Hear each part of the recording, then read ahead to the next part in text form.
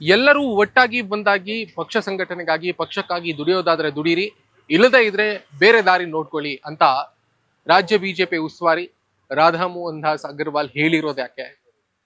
ವಿಜಯೇಂದ್ರ ಅವರನ್ನ ಸದ್ಯಕ್ಕೆ ಮುಟ್ಟೋದಕ್ಕಾಗಲ್ಲರಿ ಅಂತ ಹೇಳಿರುವುದರ ಹಿಂದೆ ಬಿಜೆಪಿ ಹೈಕಮಾಂಡ್ನ ಯಾವ ಅಜೆಂಡಾ ಇದೆ ಮಾತನಾಡ್ತಾ ಹೋಗೋಣ.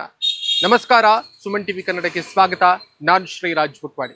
ಕರ್ನಾಟಕ ಬಿಜೆಪಿಯಲ್ಲಿ ಆಂತರಿಕ ಭಿನ್ನಮತ ಮತ್ತು ನಾಯಕತ್ವಕ್ಕಾಗಿ ನಡೀತಾ ಇರುವಂತಹ ಕಚ್ಚಾಟ ಬೀದಿಗೆ ಬಿದ್ದಂತಹ ಬೆನ್ನಲ್ಲೇ ರಾಜ್ಯ ಉಸ್ತುವಾರಿ ರಾಧಾ ಮೋಹನ್ ದಾಸ್ ಅಗರ್ವಾಲ್ ಅವರು ಬೆಂಗಳೂರಿಗೆ ಬಂದರು, ಒಂದಿಷ್ಟು ನಾಯಕರನ್ನ ಕರೆಸಿದ್ರು, ಮಾತನಾಡಿದ್ರು. ನೀವು ಹಿಂಗೆ ಮಾಡಿದ್ರೆ ನಡೆಯಲ್ಲ, ಪಕ್ಷ ಸಂಘಟನೆ ಮತ್ತು ಪಕ್ಷ ಮುಂದಿನ ಚುನಾವಣೆಯಲ್ಲಿ ಗೆಲ್ಲಬೇಕು, ಅಧಿಕಾರಕ್ಕೆ ಏರಬೇಕು, ಅದಕ್ಕಾಗಿ ನಾವು ಕೆಲಸ ಮಾಡಬೇಕು, ನಿಮಗೆ ಇದು ಆಗಲ್ಲ ಅನ್ನೋದಾದ್ರೆ ನೀವು ಬೇರೆ ದಾರಿ ನೋಡ್ಕೊಳ್ಳಿ ಅನ್ನುವುದನ್ನ ಸ್ಪಷ್ಟವಾಗಿ ಖಡಕ್ಕಾಗಿ ಸೂಚನೆಯನ್ನ ಕೊಟ್ಟಿದ್ದಾರೆ. ಯಾರ್ಯಾರು? ಮಾಜಿ ಮುಖ್ಯಮಂತ್ರಿಗಳು, ಮಾಜಿ ಕೇಂದ್ರ ಸಚಿವರು, ಮಾಜಿ ಸಂಸದರಾಗಿರುವಂತಹ ಸದಾನಂದ ಗೌಡರು, SR Vishwanath, doctor K Sudhakar, Renukacharya, ಇವರೆಲ್ಲರನ್ನ ಕರೆದು ಮಾತನಾಡಿಸಿದ್ದಾರೆ. ನೋಡಿ, ಈಗ ಪಕ್ಷ ಮುಖ್ಯ, ಚುನಾವಣೆಯಲ್ಲಿ ಗೆಲ್ಲುವುದು ಮುಖ್ಯ. ಚುನಾವಣೆಯಲ್ಲಿ ಗೆಲ್ಲುವುದಕ್ಕೋಸ್ಕರವಾಗಿ ಪಕ್ಷ ಏನೇನು ಚಿಂತನೆ ನಡೆಸಿದೆ, ಪಕ್ಷ ಯಾವೆಲ್ಲ ತಂತ್ರಗಾರಿಕೆ ನಡೆಸಿದೆ, ಅದೆಲ್ಲವನ್ನು ಕೂಡ ನಾವು ಮಾಡಬೇಕು ವಿನಃ ಈ ರೀತಿಯಾಗಿ ಆಂತರಿಕ ಭಿನ್ನಮತವನ್ನ ಹೊಂದಿ ನಾವು ರಾಜಕಾರಣವನ್ನ ನಡೆಸೋದಕ್ಕೆ ಸಾಧ್ಯ ಇಲ್ಲ. ಇಲ್ಲದೇ ಇದ್ರೆ ನಾವು ಪಕ್ಷದಿಂದ ಏನೇನು ಕ್ರಮ ತೆಗೆದುಕೊಳ್ಬೇಕಾಗುತ್ತೋ ಅದನ್ನು ತೆಗೆದುಕೊಳ್ತೀವಿ ಅನ್ನುವಂತಹ ಸ್ಪಷ್ಟ ಸಂದೇಶವನ್ನ ಅಗರ್ವಾಲ್ ಅವರು ಕೊಟ್ಟರು ಅನ್ನುವಂತಹ ಮಾಹಿತಿ ಇದೆ. ಸದ್ಯಕ್ಕೆ ವಿಜಯೇಂದ್ರ ಅವರಿಗೆ ಯಾವ ಸಮಸ್ಯೆ ಇಲ್ಲ ಅನ್ನೋದು ಸ್ಪಷ್ಟ ಆಯಿತು ಅಂತ ಕಾಣಿಸುತ್ತೆ ನನಗೆ. ವಿಜಯೇಂದ್ರ ಅವರನ್ನ ಸದ್ಯಕ್ಕೆ ಮುಟ್ಟೋದಕ್ಕಾಗಲ್ಲ ರೀ, ಅಧ್ಯಕ್ಷ ಸ್ಥಾನದಿಂದ ಅವರನ್ನ ಕೆಳಗಿಳಿಸೋದಕ್ಕೆ ನಮ್ಗೆ ಬಹಳ ಕಷ್ಟ ಇದೆ. ಈ ಪರಿಸ್ಥಿತಿಯನ್ನ ನಾವು ಎದುರಿಸಲೇಬೇಕಾಗತ್ತೆ. ಲಿಂಗಾಯತ ಸಮುದಾಯ, ಮೇಲ್ವರ್ಗದ ಮತಗಳು, ಹಾಗಾಗಿ ವಿಜಯೇಂದ್ರ ಅವರನ್ನ ಯಾವುದೇ ಕಾರಣಕ್ಕೂ ಅಧ್ಯಕ್ಷ ಸ್ಥಾನದಿಂದ ಕೆಳಗಿಳಿಸೋದು ನಮ್ಗೆ ಬಹಳ ಕಷ್ಟ ಆಗ್ತಾ ಇದೆ ಅನ್ನುವಂಥದ್ದನ್ನ ಪರೋಕ್ಷವಾಗಿ ಹೈಕಮಾಂಡ್ ಇಲ್ಲಿ ಯಾರೆಲ್ಲ ಭಿನ್ನಮತವನ್ನ ವ್ಯಕ್ತಪಡಿಸ್ತಾ ಇದ್ದಾರೆ ಅವರಿಗೆ ಆ ವಿಷಯವನ್ನ ಪ್ರಸ್ತಾಪಿಸುವಂತಹ, ಮುಟ್ಟಿಸುವಂತಹ ಪ್ರಯತ್ನ ಹೈಕಮಾಂಡ್ ಇಂದ ಆಗಿದೆ ಅನ್ನೋದು ಗೊತ್ತಾಗ್ತಾ ಇದೆ.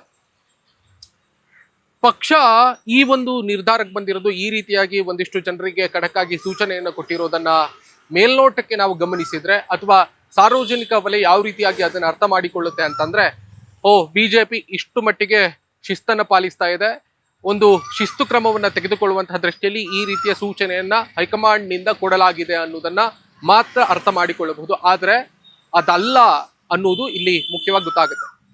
ಸಹಜವಾಗಿ ನಾವು ಗಮನಿಸಬೇಕಾಗುತ್ತೆ, ಒಂದು ಪಕ್ಷ ಸೈದ್ಧಾಂತಿಕ ಬದ್ಧತೆಯನ್ನ ಹೊಂದಿದ್ರೆ ಅಲ್ಲಿ ಈ ತರದ ಅಧಿಕಾರಕ್ಕಾಗಿ ಗುದ್ದಾಟ ಮತ್ತು ಆಂತರಿಕ ಭಿನ್ನಮತ, ನಾಯಕತ್ವಕ್ಕಾಗಿ ಹೊಡೆದಾಟ ಮತ್ತು ಆಕಾಂಕ್ಷೆ ಇವ್ಯಾವುದು ಕೂಡ ಇರಲ್ಲ ಅಂತ. ಬಿಜೆಪಿ ಇಡೀ ದೇಶದಾದ್ಯಂತ ಪಾಲಿಸಿಕೊಂಡು ಬರ್ತಾ ಇರುವಂತಹ ಸಿದ್ಧಾಂತ ಏನು ಕೇಳಿದ್ರೆ, ಹಿಂದುತ್ವ, ನೇಷನ್ ಫಸ್ಟ್, ಹಿಂದುತ್ವವೇ ರಾಷ್ಟ್ರೀಯವಾದ ಅನ್ನುವಂತಹ ಸಿದ್ಧಾಂತವನ್ನ.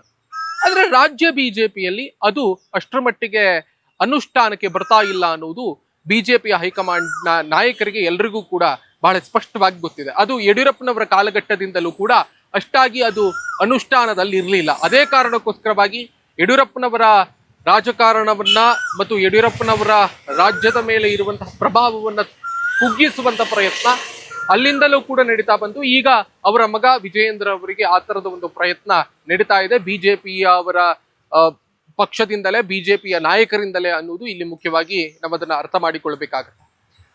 ಈ ಹಿಂದೆ ಅದು ಬೇರೆ ರೀತಿಯಲ್ಲಿತ್ತು, ಈಗ ಇನ್ನೊಂದು ರೂಪವನ್ನ ತಾಳಿದೆ ಅಷ್ಟೇ.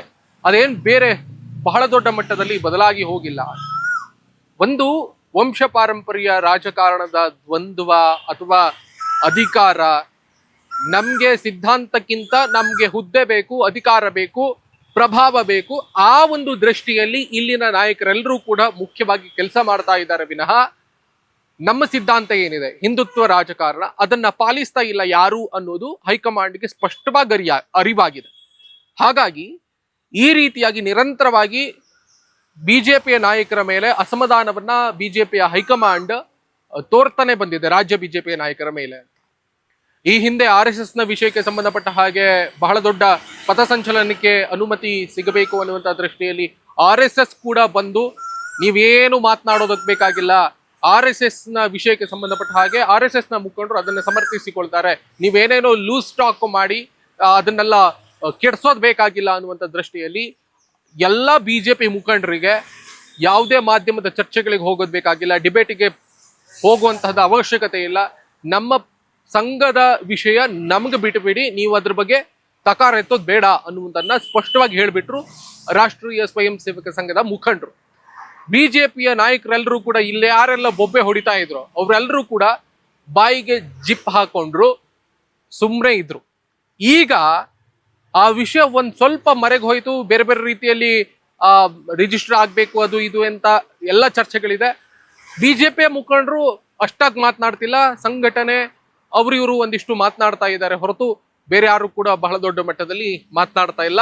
ಈಗ ನಾಯಕತ್ವ ಬದಲಾವಣೆ ಆಗ್ಬೇಕು ಅಂತ ಕೆಲವರು ಪಟ್ಟಿ ಹಿಡಿದಿದ್ದಾರೆ. ಇತ್ತೀಚೆಗೆ ಸದಾನಂದ ಗೌಡರದೊಂದು ಆಡಿಯೋ ಅಂತ ಹೊರಗೆ ಬಂತು, ಅವರು ಮಾತನಾಡಿದ್ದಾರೆ ಅಂತ ಹೇಳಲಾಗುವಂತಹ ಆಡಿಯೋ. ಆಮೇಲೆ SR ವಿಶ್ವನಾಥ್ನವರು ಮತ್ತೆ ಸುಧಾಕರ್ ಅವರ ನಡುವಿನ ಭಿನ್ನಮತ, ಅವರ ನಡುವೆ ಒಂದು ಜಗಳ, ಇದೆಲ್ಲವೂ ಕೂಡ ರೇಣುಕಾಚಾರ್ಯ ವಿಜಯೇಂದ್ರ ಅವರನ್ನ ಬಹಳ ಪ್ಲೀಸ್ ಮಾಡೋದು, ಯಡಿಯೂರಪ್ಪನವರನ್ನ ಒಂದು ರೀತಿಯಲ್ಲಿ ಅವ್ರಿಗಿಂತ ಮತ್ತೊಬ್ರು ಇಲ್ಲ ಅನ್ನುವಂಥ ದೃಷ್ಟಿಯಲ್ಲಿ ಮಾತನಾಡೋದು, ಇದೆಲ್ಲವೂ ಕೂಡ ಒಬ್ಬ ವ್ಯಕ್ತಿಯನ್ನ ವೈಭವೀಕರಿಸೋದು ಬಿಜೆಪಿ ಹೈಕಮಾಂಡ್ಗೆ ಮತ್ತು RSS ನ ಸಿದ್ಧಾಂತಕ್ಕೆ ತಕ್ಕುದಾದದ್ದಲ್ಲ ಅನ್ನುವಂಥ ದೃಷ್ಟಿಯಲ್ಲಿ ಈ ಎಲ್ಲ ಪ್ರಮುಖರನ್ನ ಕರೆದು ಕೂರಿಸಿ ಮಾತನಾಡಿ ಪಾಠವನ್ನ ಹೇಳಿದ್ದಾರೆ. ಇನ್ನು ಮುಂದೆ ಈ ಎಲ್ಲ ನಾಯಕರು ಅರಿತುಕೊಂಡು ಮುಂದಿನ ರಾಜಕೀಯವನ್ನ ಮಾಡ್ತಾರ ಅನ್ನುವಂಥದ್ದು ಪ್ರಶ್ನೆಯಾಗಿ ಕಾಡ್ತಾ ಇದೆ. ನಾನು ಆಗ್ಲೇ ಹೇಳಿದೆ, ಒಂದು ಪಕ್ಷ ಸೈದ್ಧಾಂತಿಕ ಬದ್ಧತೆಯನ್ನ ಉಳಿಸ್ಕೊಂಡ್ರೆ ಯಾವುದೇ ರೀತಿಯಲ್ಲಿ ಸಮಸ್ಯೆ ಇಲ್ಲ. ರಾಜ್ಯ ಬಿಜೆಪಿಯಲ್ಲಿ ಮುಖ್ಯವಾಗಿ ಕಾಡ್ತಾ ಇರೋದೇ ಅದೇ ಅನ್ನೋದು. ಹಿಂದುತ್ವ ರಾಜಕಾರಣವನ್ನ ಈಗ ಮಾಡ್ಲೇಬೇಕಾಗಿದೆ ರಾಜ್ಯ ಬಿಜೆಪಿಗೆ. ಅದನ್ನ ಹೊರತಾಗಿ ಬೇರೆ ಏನೋ ಸ್ಟ್ರಾಟಜಿನ ನಾವು ಮಾಡ್ತೀವಿ, ಕರ್ನಾಟಕದಲ್ಲಿ ನಾವು ಲಿಂಗಾಯತ ಸಮುದಾಯದವರನ್ನ ಮೇಲ್ವರ್ಗದ ಮತಗಳನ್ನ ಮಾತ್ರ ಅವಲಂಬಿಸಿ ಇರ್ತೇವೆ ಅಂತ ಹೇಳಿದ್ರೆ ಸಾಕಾಗ್ಲಿಕ್ಕಿಲ್ಲ. ಎಲ್ಲಾ ಸಮುದಾಯದ ಮತಗಳನ್ನ ಓಲೈಸ್ಕೊಳ್ಳೋದಕ್ಕೆ ಅವರು ಈ ರೀತಿಯ ಒಂದು ಹಿಂದುತ್ವ ರಾಜಕಾರಣವನ್ನ, ಹಿಂದೂ ಧರ್ಮವನ್ನ ರಾಜಕೀಯ ಅಸ್ತ್ರವಾಗಿ ಬಳಸ್ಕೊಳ್ಬೇಕಾಗತ್ತೆ. ಹಿಂದುತ್ವ ರಾಜಕಾರಣವನ್ನ ರಾಷ್ಟ್ರವಾದ ಅನ್ನುವುದನ್ನ ಪ್ರತಿಬಿಂಬಿಸಲೇಬೇಕು ಅನ್ನುವಂತ ದೃಷ್ಟಿಯಲ್ಲಿ ಈಗ ಬಿಜೆಪಿ ಹೈಕಮಾಂಡ್ ತೀರ್ಮಾನಿಸಿದೆ. ಅದೇ ಪಾಠವನ್ನ ರಾಜ್ಯದ ನಾಯಕರಿಗೆ ಒಪ್ಪಿಸಿದೆ, ಕಲಿಸ್ತಾ ಇದೆ ಅಂತ ಸ್ಪಷ್ಟವಾಗಿ ಗೋಚರ ಆಗ್ತಾ ಇದೆ. ಮತ್ತೊಂದು, JDS ಬಿಜೆಪಿಯ ಜೊತೆಗೆ ಮೈತ್ರಿ ಮಾಡ್ಕೊಂಡಿರೋದು ತಳಮಟ್ಟದ ಬಿಜೆಪಿಯ ಕಾರ್ಯಕರ್ತರಿಗೆ ಬಹಳ ಒಂದು ಬೇಸರ ಇದೆ. ಅದನ್ನ ಸರಿಪಡಿಸುವಂತಹ ದೃಷ್ಟಿಯಲ್ಲೂ ಕೂಡ ಬಿಜೆಪಿಯ ನಾಯಕರು ಕೆಲಸ ಮಾಡ್ತಾ ಇಲ್ಲ. ಈಗ SIR ವಿಷಯಕ್ಕೆ ಸಂಬಂಧಪಟ್ಟ ಹಾಗೆಯೂ ಕೂಡ ಪರಿಣಾಮಕಾರಿಯಾಗಿ ಆಡಳಿತಾರೂಢ ಕಾಂಗ್ರೆಸ್ ಸರ್ಕಾರದ ವಿರುದ್ಧವಾಗಿ ಉಭಯ ಪಕ್ಷಗಳು ಅಂದ್ರೆ ಬಿಜೆಪಿ ಮತ್ತು JDS ನ ನಾಯಕರು ಕೆಲಸ ಮಾಡ್ತಾ ಇಲ್ಲ, ಆಡಳಿತ ಪಕ್ಷದ ವೈಫಲ್ಯವನ್ನು ಕೂಡ ಧ್ವನಿಸ್ತಾ ಇಲ್ಲ ಅನ್ನುವಂತಹದ್ದೆಲ್ಲವೂ ಕೂಡ ಬಿಜೆಪಿಗೆ ವರದಿ ಮುಟ್ಟಿದೆ. ಆಮೇಲೆ ಈ ಸರ್ಕಾರ ಬಂದ ಮೇಲೆ ಆಗಿರುವಂತಹ ಎಲ್ಲಾ ಉಪಚುನಾವಣೆಗಳಲ್ಲಿ ಬಿಜೆಪಿ ಸೋತು ಸುಣ್ಣ ಆಯಿತು. ಆಮೇಲೆ ಇತ್ತೀಚೆಗೆ ತಾನೇ ನಡೆದಿರುವಂತಹ ಅಡ್ಡ ಮತದಾನ ವಿಧಾನ ಪರಿಷತ್ನ ಚುನಾವಣೆಯ ಸಂದರ್ಭದಲ್ಲಿ ಆ ಎಲ್ಲಾ ವರದಿಗಳು ಹೈಕಮಾಂಡ್ಗೆ ತಲುಪಿದೆ. ಹಾಗಾಗಿ ಒಂದು ಸ್ಪಷ್ಟವಾದಂತಹ ಖಡಕ್ ಆದಂತಹ ಸೂಚನೆಯನ್ನ ಹೈಕಮಾಂಡ್ನ ನಾಯಕರು ರಾಜ್ಯ ಬಿಜೆಪಿಯ ನಾಯಕರಿಗೆ ತಲುಪಿಸಿದ್ದಾರೆ. ಇನ್ನಾದ್ರೂ ಈ ಎಲ್ಲ ನಾಯಕರು ಒಟ್ಟಾಗಿ ಬಿಜೆಪಿಯನ್ನು ಮುನ್ನಡೆಸುವ ಹಾಗೆ ಏನು ಬಿಜೆಪಿ ಹೈಕಮಾಂಡ್ ಬಯಸ್ತಾ ಇದೆ ಆ ರೀತಿಯಾಗಿ ನಡೆಯುತ್ತಾ, ಮತ್ತೆ ಆಡಳಿತಾರೂಢ ವೈಫಲ್ಯವನ್ನ ಯಾವ ರೀತಿಯಾಗಿ ಪ್ರಶ್ನಿಸುತ್ತೆ, ಕಾಂಗ್ರೆಸ್ ಸರ್ಕಾರದ ತಪ್ಪುಗಳನ್ನ ವೈಫಲ್ಯವನ್ನ ಯಾವ ರೀತಿಯಾಗಿ ಪ್ರಶ್ನಿಸುತ್ತೆ ಅನ್ನುವುದು ಬಿಜೆಪಿ ಹೈಕಮಾಂಡ್ಗೆ ಕುತೂಹಲವಾಗಿ ಕಾಡ್ತಾ ಇದೆ. ಮತ್ತೆ ಸದ್ಯಕ್ಕೆ ನನಗನ್ನಿಸುವ ಮಟ್ಟಿಗೆ ಅಧ್ಯಕ್ಷ ಸ್ಥಾನದ ಬದಲಾವಣೆಯ ಬಗ್ಗೆ ಚಿಂತನೆಯನ್ನ ಹೈಕಮಾಂಡ್ ನಡೆಸ್ತಾ ಇಲ್ಲ ಅಂತ ಅನ್ಸುತ್ತೆ. ಹಾಗಾಗಿ ಸದ್ಯಕ್ಕೆ ವಿಜಯೇಂದ್ರ ಅವರ ಮುಂದುವರಿಕೆ ಸ್ಪಷ್ಟವಾಗಿ ಗೋಚರ ಆಗ್ತಾ ಇದೆ. ಯಾರೆಲ್ಲ ಅಧ್ಯಕ್ಷ ಸ್ಥಾನಕ್ಕಾಗಿ ಕಾಯ್ತಾ ಇದ್ರು ಮತ್ತು ವಿಧಾನಸಭೆಯ ವಿರೋಧ ಪಕ್ಷ ಸ್ಥಾನಕ್ಕಾಗಿ ಮತ್ತು ವಿಧಾನ ಪರಿಷತ್ನ ವಿರೋಧ ಪಕ್ಷದ ಸ್ಥಾನಕ್ಕಾಗಿ ಕಾಯ್ತಾ ಇದ್ದಾರೋ ಅವರಿಗೆ ಸಣ್ಣ ಅಸಮಾಧಾನ ಹೈಕಮಾಂಡ್ ಕೊಟ್ಟಿದೆ ಅಂತ ಕಾಣಿಸ್ತಾ ಇದೆ. ಕಾದ್ ನೋಡೋಣ ಯಾವ ರೀತಿಯಾಗಿ ಬಿಜೆಪಿಯಲ್ಲಿ ಬದಲಾವಣೆಗಳಾಗುತ್ತೆ, ಹೈಕಮಾಂಡ್ ಯಾವ ರೀತಿಯಾಗಿ ರಾಜ್ಯದ ಬಿಜೆಪಿಯ ವಿಷಯಕ್ಕೆ ಸಂಬಂಧಪಟ್ಟ ಹಾಗೆ ಮೈತ್ರಿ ರಾಜಕಾರಣದ ವಿಷಯಕ್ಕೆ ಸಂಬಂಧಪಟ್ಟ ಹಾಗೆ ನಿಷ್ಕರ್ಷೆಗೆ ಬರುತ್ತೆ ಅನ್ನೋದನ್ನ. Thank you so much. ಈವರೆಗೆ ಒಂದು ಸ್ಪೆಷಲ್ ಎಕ್ಸ್ಪ್ಲೈನರ್ ಅನ್ನ ನೋಡಿರೋದಕ್ಕೆ ಮತ್ತು ಕೇಳಿರೋದಕ್ಕೆ. ನಾನು ನಿಮ್ಮಲ್ಲಿ ಒಂದು ರಿಕ್ವೆಸ್ಟ್ ಮಾಡ್ಕೊಳ್ತೀನಿ, ನೀವಿನ್ನೂ ಕೂಡ ಸುಮನ್ ಟಿವಿ ಕನ್ನಡದ ಸಬ್ಸ್ಕ್ರೈಬರ್ ಅಲ್ಲದೇ ಇದ್ರೆ ಈ ಕೂಡಲೇ ಸಬ್ಸ್ಕ್ರೈಬ್ ಮಾಡ್ಕೊಳ್ಳಿ. ಆ ಮುಖೇನವಾಗಿ ನಮ್ಮ ಎಲ್ಲಾ ಕಂಟೆಂಟ್ಗಳು ನಿಮ್ಮನ್ನ ಅತಿ ಶೀಘ್ರದಲ್ಲೇ ತಲುಪುತ್ತೆ. Thank you.